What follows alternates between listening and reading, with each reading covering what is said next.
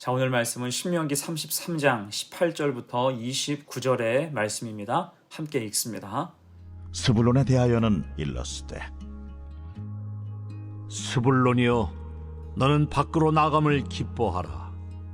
이사가리여, 너는 장막에 있음을 즐거워하라. 그들이 백성들을 불러 산에 이르게 하고 거기에서 의로운 제사를 드릴 것이며 바다의 풍부한 것과 모래에 감추어진 보배를 흡수하리로다. 갓에 대하여는 일렀으되 갓을 광대하게 하시는 이에게 찬송을 부를지어다. 갓이 암사자같이 엎드리고 팔과 정수리를 찢는도다. 그가 자기를 위하여 먼저 기업을 택하였으니 곧 입법자의 분깃으로 준비된 것이로다. 그가 백성의 수령들과 함께 와서 여호와의 공의와 이스라엘과 세우신 법도를 행하도다. 단에 대하여는 일렀으되 단은 바산에서 뛰어나오는 사자의 새끼로다. 납달리에 대하여는 일렀으되 은혜가 풍성하고 여호와의 복이 가득한 납달리여, 너는 서쪽과 남쪽을 차지할지로다. 아셀에 대하여는 일렀으되 아셀은 아들들 중에 더 복을 받으며 그의 형제에게 기쁨이 되며 그의 발이 기름에 잠길지로다. 내 문빗장은 철과 놋이 될 것이니 네가 사는 날을 따라서 능력이 있으리로다. 여수론이여, 하나님 같은 이가 없도다. 그가 너를 도우시려고 하늘을 타고 궁창에서 위엄을 나타내시는도다. 영원하신 하나님이 네 처소가 되시니 그의 영원하신 팔이 네 아래에 있도다. 그가 네 앞에서 대적을 쫓으시며 멸하라 하시도다. 이스라엘이 안전히 거하며 야곱의 샘은 곡식과 새 포도주의 땅에 홀로 있나니 곧 그의 하늘이 이슬을 내리는 곳에로다. 이스라엘이여, 너는 행복한 사람이로다. 여호와의 구원을 너같이 얻은 백성이 누구냐? 그는 너를 돕는 방패시여 내 영광의 칼이시로다. 내 대적이 내게 복종하리니 내가 그들의 높은 곳을 밟으리로다. 축복의 지속이란 제목으로 말씀 증거합니다. 어제 보았듯이 신명기 33장은 모세의 유언에 해당합니다. 이스라엘을 위해서, 그리고 그 후손들을 위한 축복이었죠. 특별히 신명기 33장의 내용을 보면 모세는 이스라엘 각 지파들을 하나씩 호명하면서 모든 지파의 앞날에 복을 빌어주는 내용으로 채워져 있습니다. 마치 부모가 죽을 때 자식에게 남기는 말의 형식처럼 되어 있어요. 이것은 모세가 이스라엘 백성들에게 있어서 아버지와도 같은 존재였다는 의미입니다. 특히 오늘 말씀은 유력한 지파들을 먼저 축복한 후에 그 다음으로 축복하는 내용이에요. 자, 먼저는 18절, 19절에서 스불론과 이사갈 지파에 대한 축복이 나오죠. 스불론에 대하여는 일렀으되 스불론이여, 너는 밖으로 나감을 기뻐하라. 이사갈이여, 너는 장막에 있음을 즐거워하라. 그들이 백성들을 불러 산에 이르게 하고 거기에서 의로운 제사를 드릴 것이며 바다의 풍부한 것과 모래에 감추어진 보배를 흡수하리로다. 아멘. 야곱의 첫째 부인인 레아의 다섯째와 여섯째 아들인 이사갈과 스불론은 좋은 땅을 분배받을 것을 축복하고 있어요. 앞뒤로 그들은 서로 안팎으로 돕는 아름다움과 풍성함이 있다는 것입니다. 또한 20절로 22절에서는 갓과 단을 축복하죠. 갓에 대하여는 일렀으되 갓을 광대하게 하시는 이에게 찬송을 부를지어다. 갓이 암사자같이 엎드리고 팔과 정수리를 찢는도다. 그가 자기를 위하여 먼저 기업을 택하였으니 곧 입법자의 분깃으로 준비된 것이로다. 그가 백성의 수령들과 함께 와서 여호와의 공의와 이스라엘과 세우신 법도를 행하도다. 단에 대하여는 일렀으되 단은 바산에서 뛰어나오는 사자의 새끼로다. 자, 이들은 모두 용맹한 지파들이죠. 하나님은 용맹한 지파들로 하여금 가나안 땅의 외곽을 주로 수비하는 역할을 맡겨주셨어요. 특히 갓은 입법자의 분깃으로 준비된 땅, 하나님의 법을 준수하는 지파라는 거예요. 또한 단은 바산에서 뛰어나오는 사자의 새끼, 곧 용맹한 지파였음을 상징합니다. 우리가 잘 아는 삼손도 이 단 지파 출신이죠. 그리고 23절 25절에서는 납달리와 아셀 지파를 축복합니다. 납달리에 대하여는 일러스되 은혜가 풍성하고 여호와의 복이 가득한 납달리여 너는 서쪽과 남쪽을 차지할지로다.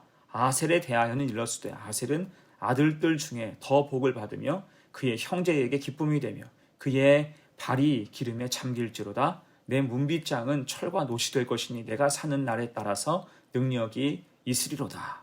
납달리와 아셀은 첩의 자녀들이었지만 하나님은 그들을 차별하지 않으셨어요.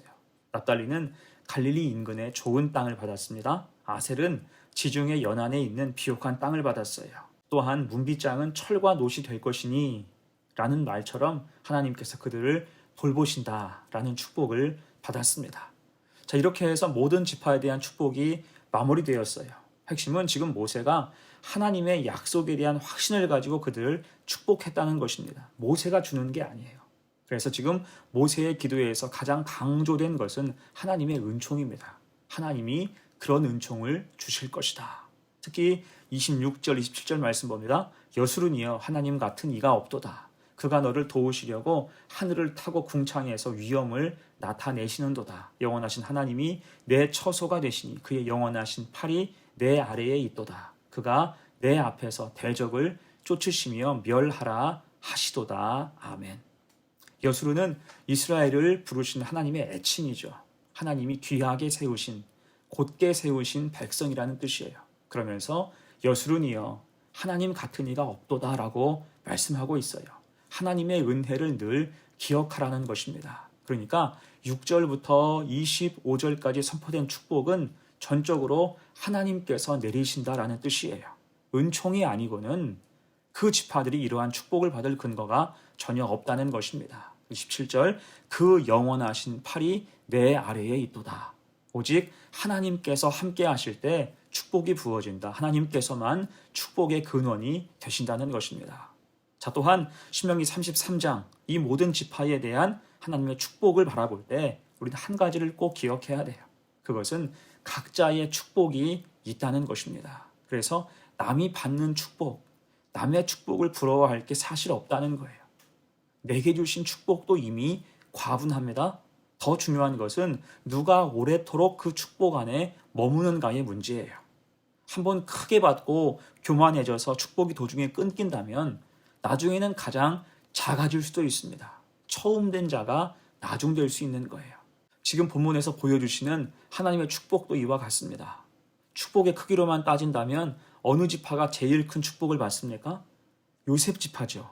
본래 요셉 지파, 곧 에브라임과 므낫세 지파는 가장 크기가 컸고 땅도 좋았으며 힘도 셌어요. 그러나 그 과정에서 많은 무리수를 두고 지파의 이익을 위해서 헛된 일을 도모하기도 합니다. 그래서 한때 북이스라엘의 주축이 되어서 득이양양할 때도 있었지만 결국은 철저하게 무너지고 망가지고 맙니다. 하지만 그들보다 훨씬 작은 지파들, 이를테면 베냐민 지파나 레위 지파를 생각해 보세요. 이들은 작았어도 지파가 오래 존속되고 제 역할을 끝까지 감당합니다. 이게 오히려 낫다는 거예요. 당장 큰 축복이 아니라 주신 축복을 붙잡고 믿음 가지고 나아갈 때 오래 가는 것, 이것이 더 은혜인 줄로 믿습니다. 여러분, 그래서 축복 안에 오래 머무는 방법이 무엇일까요? 하나님 말씀을 지켜 행하는 것에 있습니다. 청종하는 것, 또한 주신 사명에 충성하는 것입니다. 지금 지파마다 그 축복에 어울리는 책임이 지워지는데 그 책임을 다할 때 그 축복은 장구할 것임을 말씀하고 있어요. 28절, 29절입니다. 이스라엘이 안전히 거하며 야곱의 샘은 곡식과 새 포도주의 땅에 홀로 있나니 곧 그의 하늘이 이슬을 내리는 곳에로다. 이스라엘이여 너는 행복한 사람이로다. 여호와의 구원을 너같이 얻은 백성이 누구냐? 그는 너를 돕는 방패시요 내 영광의 칼이시로다. 내 대적이 내게 복종하리니 내가 그들의 높은 곳을 밟으리로다. 아멘. 곧 누가 행복한 사람입니까? 누가 쓰임받는 지파가 됩니까? 여호와의 구원을 날마다 경험하며 오래도록 하나님 축복 안에 거하는 사람이 행복한 사람이며 또한 하나님 말씀에 청종하며 사명을 잘 감당하는 지파가 끝까지 쓰임을 받습니다. 그것을 원한다면 책임을 다해야 한다는 거예요. 주시는 은혜 앞에서 순종과 겸손으로 나아갈 때, 이 모든 말씀을 마음에 새기고 사명 감당할 때 축복이 끊어지지 않고 계속 이어지는, 오래도록 행복과 축복을 누리는 복된 지파가 될 수 있다는 거예요. 이런 은혜가 역시 우리 위에도 가득 임하기를 간절히 축원합니다. 아멘. 이제 말씀을 마무리합니다. 이제 모세의 설교는 다 끝이 났어요.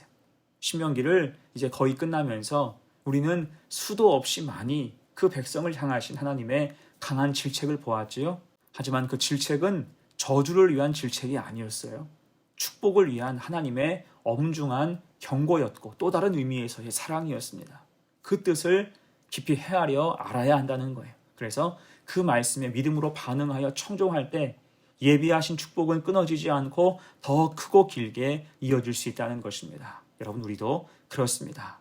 예비하신 은혜, 과분한 축복이 있어요. 중요한 것은 남의 것과 함부로 비교하는 게 아니라 그 축복 안에 오래 머물도록 믿음을 잘 지키는 것입니다. 그럴 때 29절 말씀, 이스라엘이여 너는 행복한 사람이로다 라는 말씀처럼 그 축복은 변함이 없고 그 위에 더 부어주실 때 항상 행복과 감사와 만족과 찬송이 있는 인생을 살아갈 수 있는 것입니다. 이 사실을 꼭 잘 기억해서 늘 믿음 가지고 나아가는 복된 성도가 되시기를 간절히 축원합니다. 아멘. 함께 기도합니다. 은혜로우신 하나님, 믿음의 길을 가기에 최선 다하는 우리의 삶이 되게 하옵소서. 오늘 모세의 유언에 해당하는 말씀을 통해서 각 지파들을 향한 하나님의 뜻을 봤습니다. 당장은 축복의 분량이 엇갈리지만 그게 끝이 아니라 지속력이 더 중요함을 배웠사오니 우린 먼저 된 자로서 나중되지 않게 하옵소서. 말씀을 청종하여 진실하고 겸손하게 살아갈 때 하나님이 축복하시되 더 주시는 은혜 안에 거하게 하옵소서. 그래서 이 땅을 복되고 아름답게 행복하게 살아가는 성도와 교회가 되게 하옵소서. 감사드리며 예수님의 이름으로 기도하옵나이다. 아멘.